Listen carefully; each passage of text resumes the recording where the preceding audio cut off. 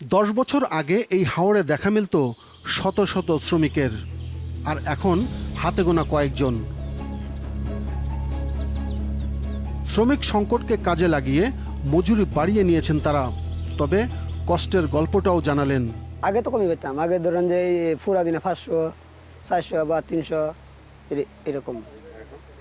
এখন তো একটা মানে দিন মজুরি পুরা দিনে মানে 1000-1200 টাকা হয় আর কি। আপনার মনে করেন যে ধান নষ্ট হয়ে গেছে, একটা লোক পুরা দিনে এক কাটা দিন আনতে পারে না, একটা লোক দিয়ে অর্ধ ধান কাটে, তো পুরা দিনে হাজিরা করবো মাত্র 700 কি 500, এই জন্যেই লোকজন যায় না। এমনিতে শুকনা সিজন এলে মেশিনে কাটালাই লোকজন নেয় না কাজে, তাহলে লোকজন দেশে থেকে কি করবো, একটা কাজ করে তো খাইতে হইব, সেই জন্য আর কি ঢাকায় গিয়ে কাজ করি। এই যে বিলটা পুরাটা বিল দেখতেছেন, আমরা এখানে 1.5 মাস কাজ করতে পারি, অনেক সুখ হয়, কাজ করলে টাকা পয়সা ইনকাম হয়, আমরা ফ্যামিলি নিয়ে চলতে পারি, খাইতে পারি। কিন্তু এই ধান কাটা মেশিন হয় আমরা এটা হয় না, আমরা টাকা কাজ করতে পারি না, বেকার ঘোরা লাগে, আমাদের এই সমস্যা। এই মেশিন তুললে তখন লোক বহন, আমাদের এটাই দুঃখ, আর কোনো দুঃখ নেই। স্থানীয় কৃষক গৌতম দাস নিজের চোখে দেখেছেন হাওরের বদলে যাওয়ার দৃশ্য। ধান কাটার মেশিন মানে অন্য জেলার লোক আসে না, 10 বছর ধরে আসে না, 10 বছর ধরে আমরা মেশিন দিয়ে ধান কাটি। দূর থেকে মেশিন আইসে, মেশিন দিয়ে কাটতে পারছে না, জমিনও পানি আছে বেশি, আমনে তো লইছে। 2020 সালে বিগত সরকার 3020 কোটি টাকার বিশাল কৃষি যান্ত্রিকীকরণ প্রকল্প চালু করে। একটি মেশিনই কাজ করে 200 শ্রমিকের সমান। 28 থেকে 32 লাখ টাকার জাপানি এই যন্ত্রের জন্য সরকার দিয়েছে 19 থেকে 22 লাখ টাকা, আর কৃষককে দিতে হয়েছে 8 থেকে 10 লাখ। দামেই বোঝা যাচ্ছে এটা আসলে গরিব কৃষকদের ধরাছোঁয়ার বাইরে। নেত্রকোনায় ঢুকেছে এমন 1014টি আধুনিক যন্ত্র। সেই 1000 যন্ত্রের একটির মালিক ইব্রাহিম মোল্লা। আগে তো মনে করেন ইনকাম একটু বেশি হয়েছে আগের সিজনে, কিন্তু এখন বর্তমানে ওই যে বৃষ্টির কারণে প্রায় 3 মাস 4 মাস যাবৎ বৃষ্টি একাধারে চলছে, যার জন্য জমিনে হচ্ছে আপনার ওই কাদা হয়ে গেছে, বেশি কাটা যাচ্ছে না, আগের পরিমাণ মতো এখন লাভজনক না, মানে খুবই সীমিত, একবারে অল্প।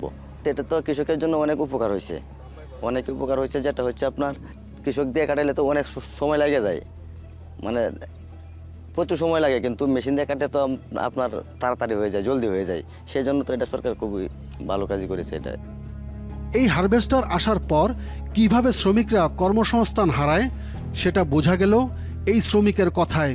শ্রমিক কমে নাই, কিন্তু মানুষের বেকারত্বের সংখ্যা বেড়ে গেছে।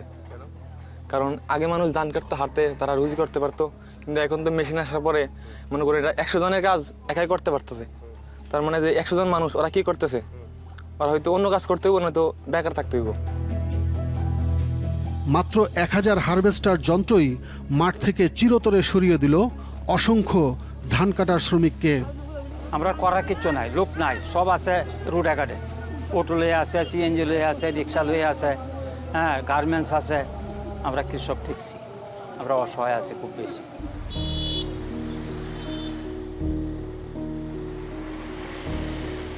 বন্যায় পুঁজি হারিয়ে স্বপন আজ দিশেহারা।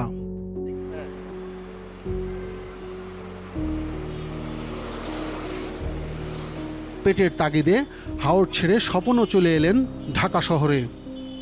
এই দেখুন বসিল মার্কে থাকা, আমি এই ঢাকায় মানে রিক্সা চালাইতে দিয়া করবাম কি বাল বাচ্চা লয়ে তো চলন তো লাগবো। মনে করেন আমি মাঝে মাঝে এই যে বাইরে কাজ করি, আমি গরিব মানুষজন, বাপের অত সম্পদ কম, টুকটাক ওই বাইরে হয়ে কাজ করি আর কি।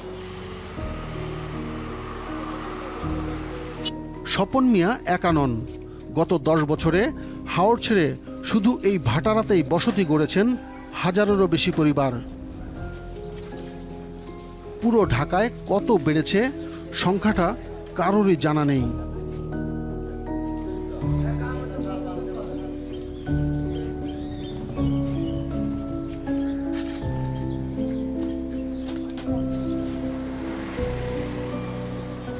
আর রুবেল মিয়া তো প্রতিদিন নগদ রোজগারের টানে আটকে গেছেন ঢাকা শহরে। এটা চালাই, পাশাপাশি আমার ফ্যামিলি একটা বাসা বাড়ির চাকরি করে, ওটা দিয়ে কোনো রকম চলে, কিছু টাকা আয় টাকা আর কি। দিনে 1500, 1600, 1000 টাকা এই টাকায় যেমন করেন কিস্তি আছে, কিস্তি দেই, খাই, এরপরে গ্যারেজ বিল দিই, ঘর ভাড়া আছে, পোলা বানায় খরচ আছে, লেখাপড়া করাই।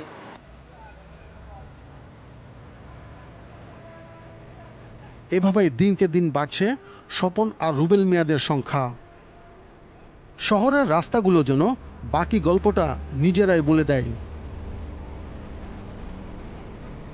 গত কয়েক বছরে বেড়েছে রিকশার সংখ্যা, বেড়েছে যানজট, আর নষ্ট হচ্ছে লাখো মানুষের কর্মঘণ্টা।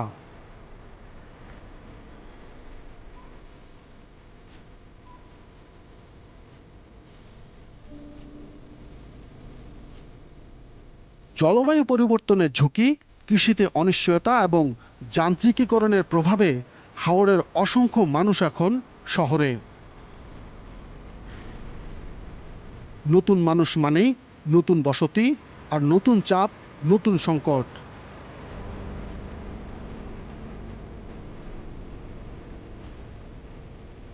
এত সংকটের দায় কে নেবে, হাওড় নাকি শহর?